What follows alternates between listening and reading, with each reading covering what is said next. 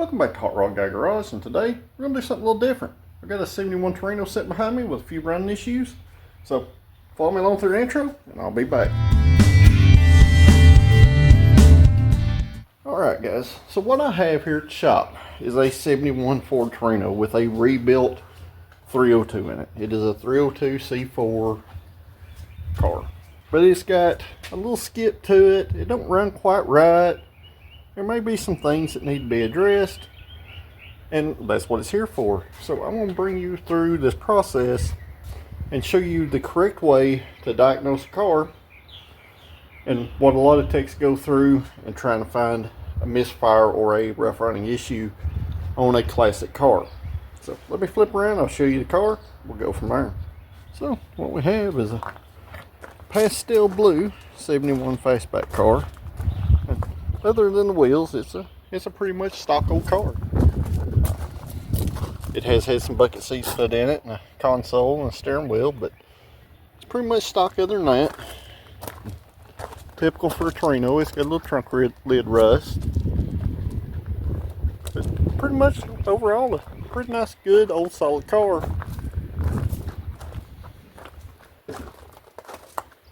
And under the hood we have a rebuilt 302 with stock manifolds, but somebody has put a 4-barrel intake and a dual feed Holley based carburetor, one of these quick fuel slayers.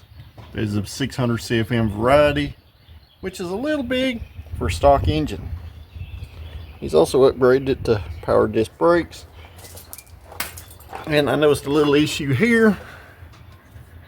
The master cylinder is loose on it, so I'm gonna have to fix that for him. He had a little radiator cap sealing problem I've been working on. So a bunch of little small issues. And I already noticed a couple things I didn't like about the setup. But his radiator cap sealing problem, what you run into, guys, is the depth. The depth of your cap. So some of these aftermarket radiators. And I know some of you will probably run into this, so I'm gonna drop that helpful tip here on that. Take your micrometer, measure from where that cap seals on this base rubber down here on the bottom. Let me grab another cap because I took the rubber off that one. From the base rubber here to where the top seal in this cap seals.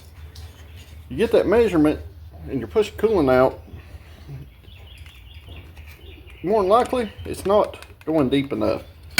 And you can solve that problem by putting a new cap on it and then stacking, find a good old gasket here and stack these two rubber gaskets on top of each other, and usually I'll get you the correct depth. That's why a lot of these aftermarket radiators, Champion radiators, have this problem. So you know, you got to do your due diligence in checking some of this aftermarket stuff and make sure it's correct. So, since we don't know anything about the condition of the engine in this car, even though it's been rebuilt, it could have been rebuilt improperly, and we don't know anything about it, we need to do some exploratory things to figure out why it's kind of running rough. So, the first thing I've done this morning, I kind of went over here and just eyeballed what we were working with and noticed any aftermarket components or any factory components that we had. That would be step one in diagnosing a classic car, because people have messed with it over the years. Stuff gets changed. When engines get rebuilt, sometimes they don't get rebuilt properly. Maybe they line the compression rings up, the compression's low, and that's why it just won't quite idle smooth.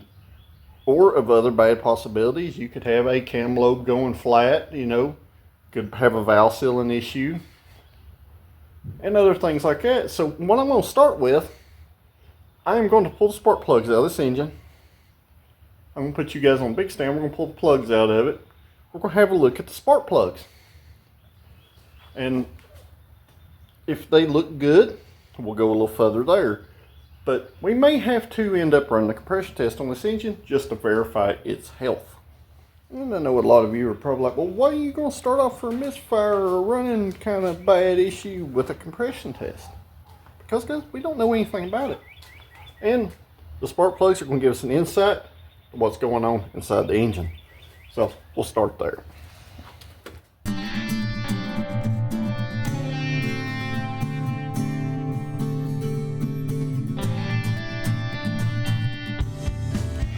So I got all the spark plugs out, and spark plugs can tell you a lot about an engine.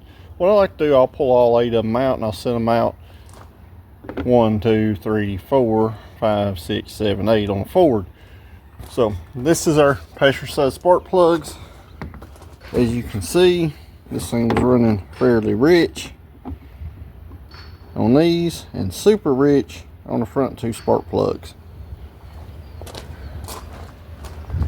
On the passenger side, we're super rich on the back 2 cylinders and wet and super rich on the front 2 cylinders.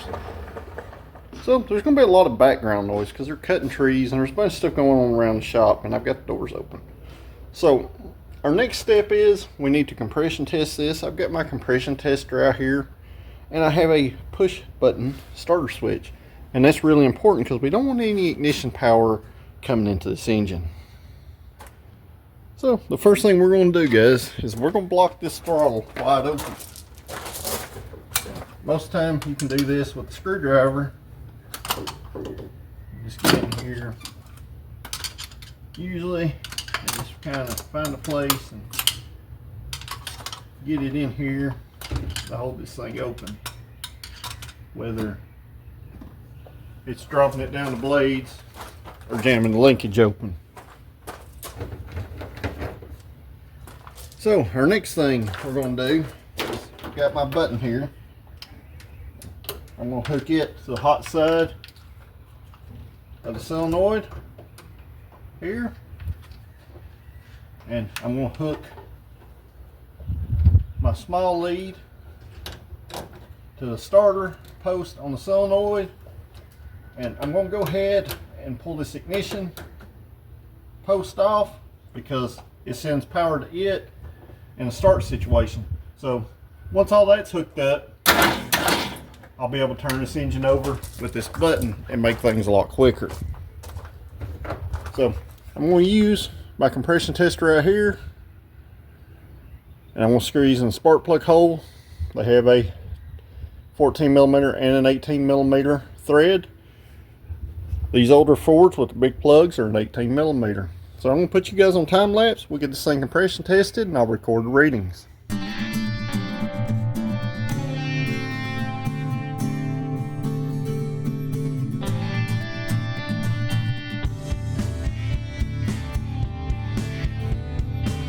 And our compression test results are within the acceptable range. You don't get much better than that for a pretty much stock rebuild 302, which I did find some paperwork in the seat of this car, and this motor is not quite stock. So this gave me a lot of insight to what we actually have here. Somebody done a good job building this engine. It has every spec and all clearances and stuff. It's 40 over, so that makes this engine a 308 cubic inch, and it does have a camshaft in it. It's got a 214 duration on the intake, 224 on the exhaust, with a 472 on the intake valve lift and a 496 on the exhaust. So this thing has actually a pretty nice little camshaft in it.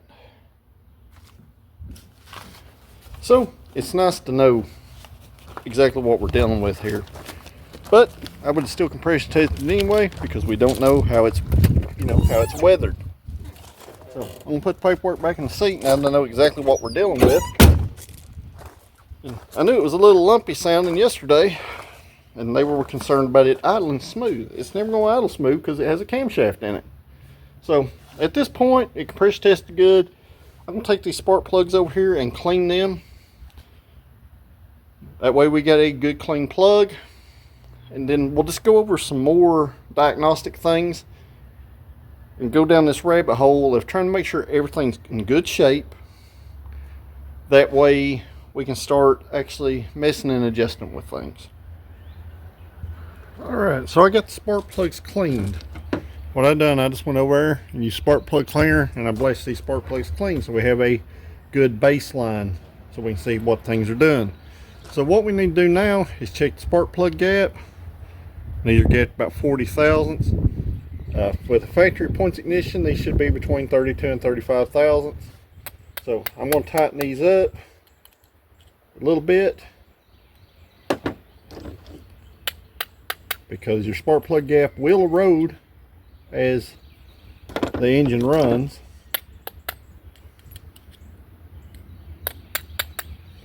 A lot of people just pull these out of the box and stick them in. I'm going to set these about 32 thousandths. A little tighter, won't hurt a thing.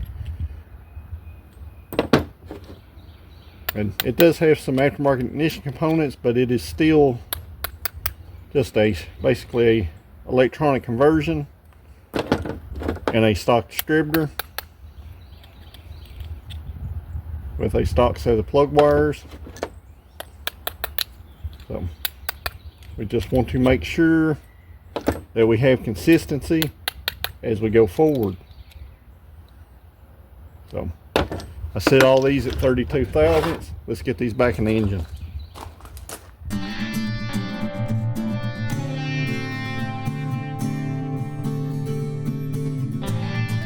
So, alright, I got all the spark plugs back in it. I went in here and tightened the exhaust manifold bolts up for him. They were all loose. I tightened up that brake booster and brake booster bracket up because they were loose. And next thing we're going to do, we're going to put some proper plug wire separators on it, because this is no good for a small block Ford. Especially on the other side, they got 7 and 8 tied together over there. You cannot, on an old school firing order, tie the 7 and 8 plug wire together. So what we're going to do, I'm going to cut all these dividers off, these zip ties off these plug wires. We're going to ohm these plug wires, make sure they're good. I'm going to ohm them one at a time. I'll show you how to do that. I'll record the readings off those to make sure they're okay. And then we're going to pull this distributor cap off and make sure it's in good shape. So I cut the mass of the zip ties off. I'm not going to cut this one yet until I get the plug wires back on. It's safe from having to chase the firing order back down. What I'm going to do, I'm going to pull these off one at a time. One thing I already noticed, that this distributor is probably not put in the correct position, because number one should be straight back on the Ford and it's over here on the side. So what I'm going to do, on these plug wires, I'm going to set our voltmeter right here to the 20,000 ohm scale, and I'm just going to stick the negative side on one side and the positive side to the other side. And that's going to give us an ohm reading on these. That way we can compare them between all the others, and that will let us know if we have any plug wires with high resistance that could cause running issues. These are at 2.15 ohm on cylinder 1. And you will have a little variation between cylinders because the plug wires are different lengths, but you want them all to be somewhat consistent.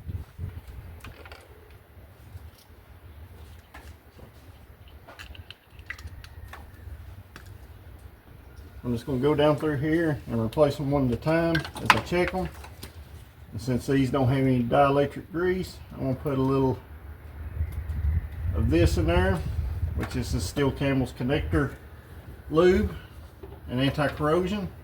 And that'll just help these spark plug wires pull off easier the next time and save somebody a whole lot of hassle in the future. So I'm just going to chase these down. Like I said, check them one at a time. Just make sure everything, we're making sure we're not going to have any kind of funny issues that we have to chase down later.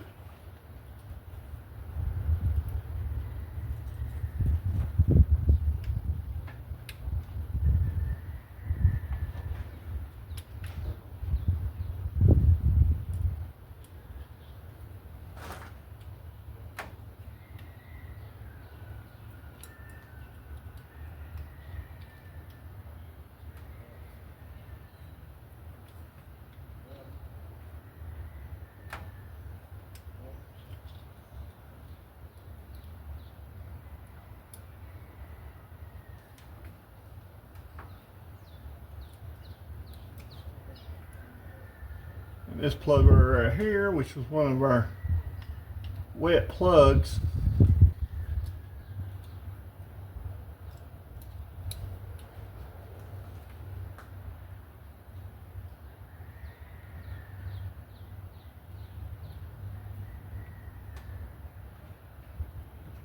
has a break on the internal wire, because I can wiggle this right here and the ohms change. So we definitely have one bad plug wire right here. So it's definitely going to have a set of plug wires put on it.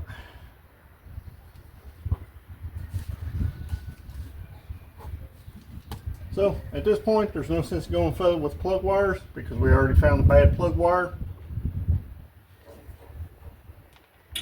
So, and that's the quality you get from parts store plug wires right there. These things have a very fragile graphite core. Say where these things are zip tied together tight, along with the engine vibration, it could cause the issue at hand. So that's not a good thing. So I'm definitely going to put some plug wires on it, and but we'll go a little deeper before we do that, and we'll go ahead and check the distributor cap, the rotor button. This thing does have a Petronix igniter in the distributor. I want to check it. I've noticed somebody's took the vacuum advance off of it, so I want to make sure the advance plate in the distributor isn't just flopping around loose in it, because that can cause other running issues too. So let's move a little forward. I'm going to just stick these plug wires back on spark plugs. I'm going to spray a little lube in them so that pull off easier. But I need to get another set of plug wires for this thing. So at this point, I ordered a set of plug wires for it. We need to get the distributor cap off, see what it looks like underneath. You can't overlook any of these aftermarket components like plug wires. You can't just assume that they're new and they're good. As you've seen, when we got the cylinder 2, we had a bad wire. The distributor cap does have some carbon tracking inside of it. So other than that, it looks like it's in good shape. I'll just clean these up. I'll clean these little terminals in here up. The rotor button has a little carbon tracking on it. I'll clean it up. Yeah, it'll be good to reuse. But I want to make sure that the vacuum advance plate here is secured. And it's not. This distributor does not have vacuum advance on it. And it's not a good thing, it being missing. And I'm also going to pay attention to our air gap on our Petronix unit, and it looks like we have good clearance there. But I'll take y'all off stand and show you what happens when you delete a vacuum advance and do not lock it out. Alright, I'm going to bring you guys in here. As you can see, somebody took the vacuum advance off of it. Very foolish thing to do, where this vacuum advance plate can just flop around in here. This can change your ignition timing on the fly. But this isn't good. And you can see the stress moving it puts on those Petronix wires. That's not good at all. The air gap, however, looks fine. So we need to either A, lock this plate out, or we need to pull this distributor out and put a vacuum advance back on it. Alright, so at this point I've went in there and I got under the car and I cleaned up timing marks and marked them with a pink pen of contrasting color, because the timing marks are hidden on this balancer. I had took another 302 balancer I had over here and marked this and found a top dead center deep mark on the balancer. Laid that piece of tape where it's lined up, and I marked our 0, 10, 20, and 30 degree marks. We will have to have those to properly set the timing on this car. But since we're going to pull the distributor out of it to fix it, we need to get this thing on top dead center. And what I'm going to do, I'm just going to hold my thumb over the spark plug hole while I bump this engine over until it blows my finger off. And that should get us to top dead center. We're pretty close to it. So I'm going to check our balancer marks down there and just lightly bump it over, and it stopped at the 10 degree mark, so that'll be a good starting position to pull the distributor out and to reinstall it. I wish I could show you guys timing marks down there, but they're pretty hard to see past this alternator, and you kind of got to look down through here. So You just want to make sure your engine's on top dead center on compression stroke before you pull that distributor out. And it's sitting on the 10-degree mark. Should ensure when we put the distributor back in this car that it will fire right up. So these are basics when you install an engine. Whoever built this engine should have put the time marks on the balancer. Kind of like I showed you in a little short. They should have went through this due process right here and got the balancer marks on the balancer.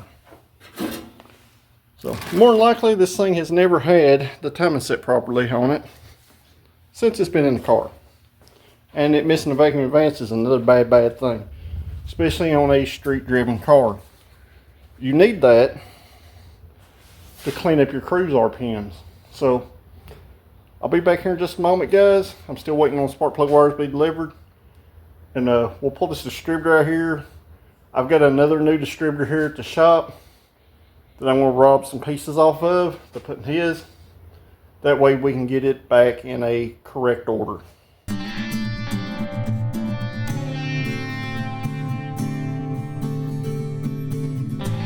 Alright, I got his distributor out right here with the igniter in it.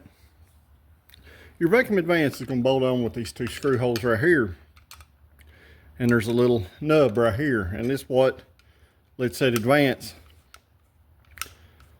plate move. And this is what advances your timing with your vacuum advance. I would just swap this whole distributor and put his igniter in it, but this come out of a hot 289 and the advance has been welded up in it.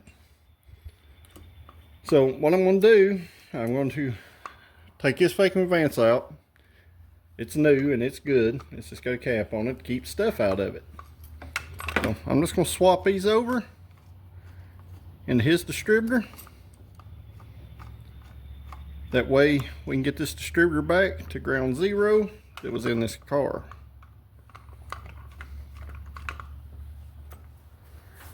So I got our vacuum advance all installed. I lubed up everything in the distributor as far as mechanicals go. I reset the air gap on the Patronics and we're ready to get this back in the car.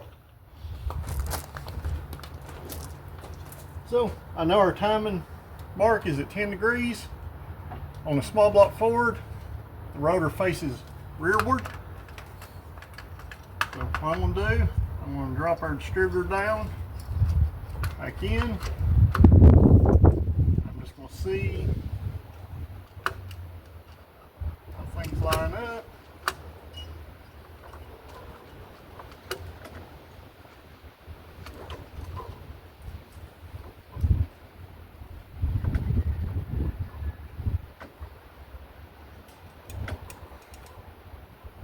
Always want to be mindful on a Ford engine of this.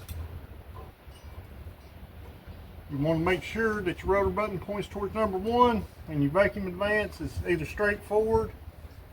That way you have some room to retard or advance this distributor. So I'm going to check right here with our cap orientation.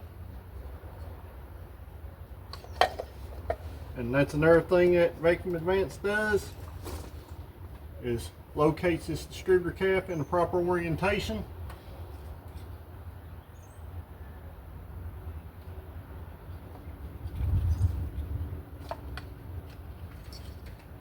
Cars with AC, you don't have a whole lot of timing adjustment. But I am going to pull this one back 1 tooth right here, so I have a little bit more. And we may have to bump the engine over to get it to fall down into place. And if you don't have a fancy tool on a Ford, you can just jump the hot cable here and the solenoid wire and let it drop down in. So I'm gonna go ahead and put the hold down and the coil and stuff back on it in the background, and then when I get that stuff reinstalled, I'll be back.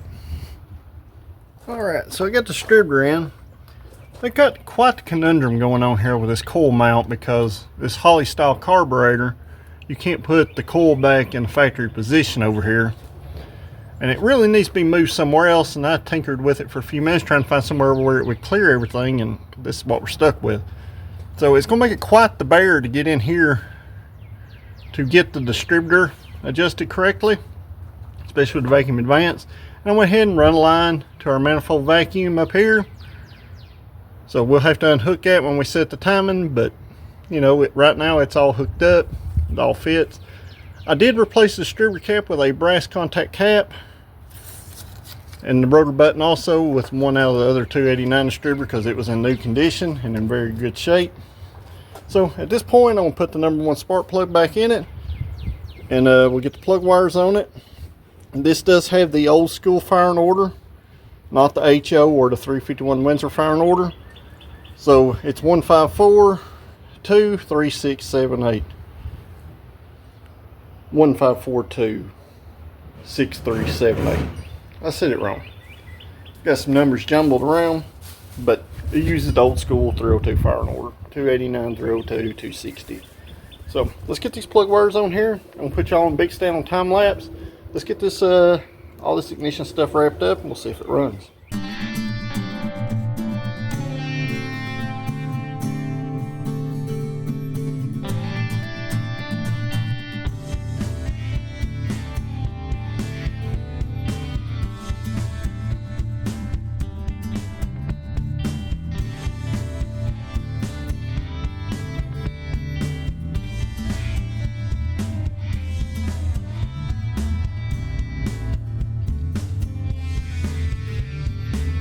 Alright, I had to put the battery charger on it because where we compressor tested, I guess the battery got run down.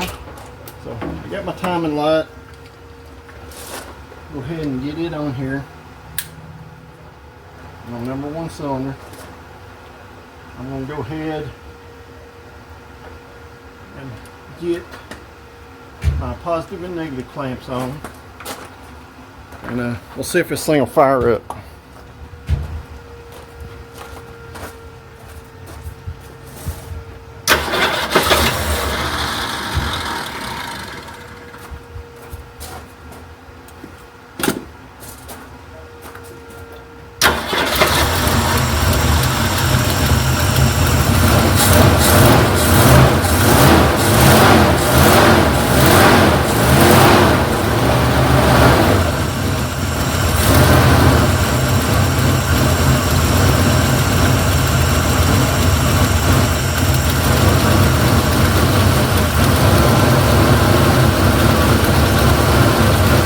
We'll run the idle up just enough, keep it running while we check the timing.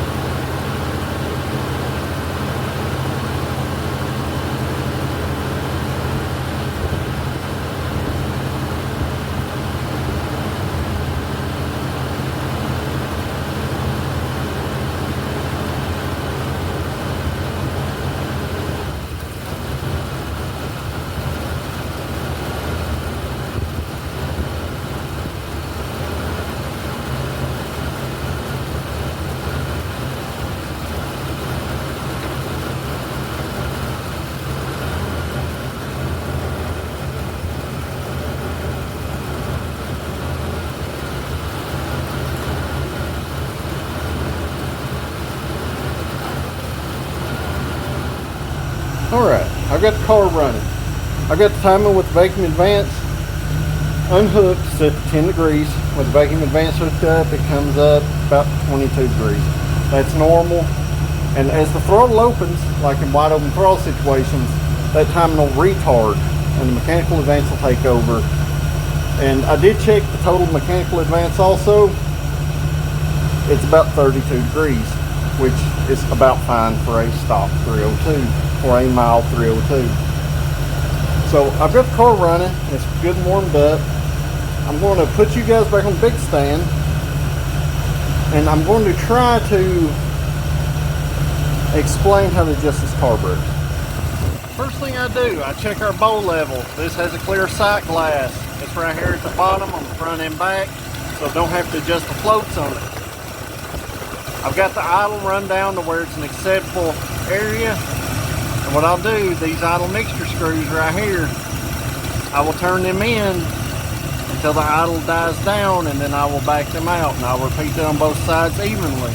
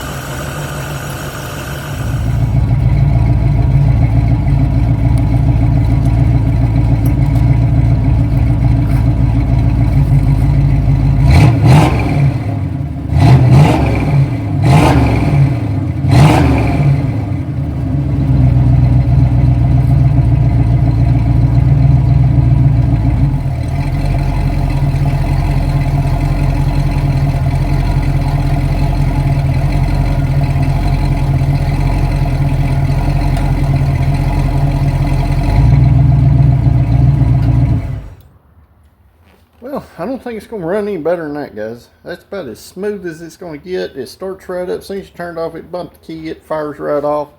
It revs clean. It idles clean. Carburetor didn't need much adjustment at all. Just a little tweaking. It was a little lean at idle. So maybe the cheap plug wires were part of the problem. Really need to run a little bit and pull the plugs back out of it, see what they look like. But you know, the carburetor could need some jetting changes, but it sounds good and responsive. It idles smooth and clean. It don't stink out of the exhaust any more than any other carbureted car. So I'm pretty happy with it. So let's get the air cleaner stuff back on it, and we'll take this thing for a test drive and see how it runs out.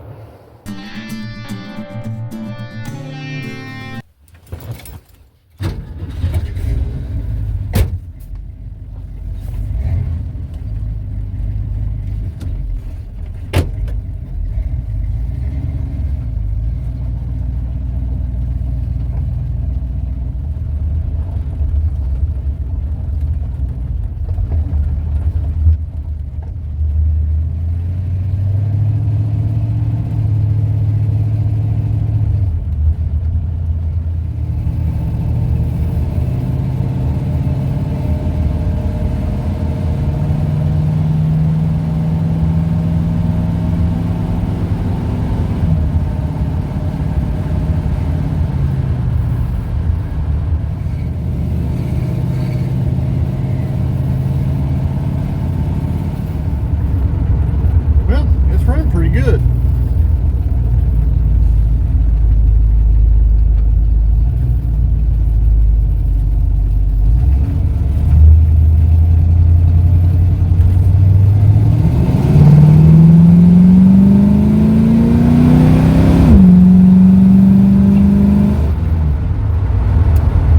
It's not a rocket ship by no means, but the old car pulls itself pretty darn good. So it's good and smooth as far as driving it. I don't really feel no kind of response problems. I don't hear no pinging or rattling or jarring around. So everything seems pretty happy. So let's get back to the shop and I'll show you the outside of the car again.